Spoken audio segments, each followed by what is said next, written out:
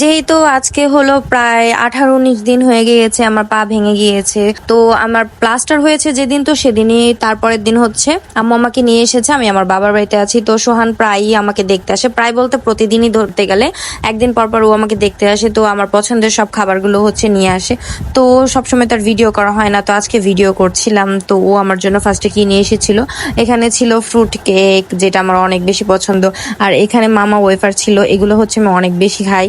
তো সবসময় আমার হচ্ছে সবসময় তো বাসার মধ্যে এখন বসে থাকতে হয়, যেহেতু আমার পাটা এত বাজেভাবে ভেঙেছে যে আমি ঠিকভাবে হচ্ছে হাঁটতেও পারি না, এর জন্য হচ্ছে সবসময় রুমে বসে থাকবো, এর জন্য ও আমার জন্য এগুলো নিয়ে এসেছে আর আমি এগুলো খাবো। তো তারপরে হচ্ছে একটা ছিল মামা ওয়েফার, দুই রকমের, একটা হচ্ছে চকলেট ফ্লেভারের আর একটা হচ্ছে চকলেট ছাড়া। তো তারপরে হচ্ছে এখানে ফুড কেক আর পপকর্ন ছিল, তারপরে আমরা হচ্ছে এগুলো খাচ্ছিলাম।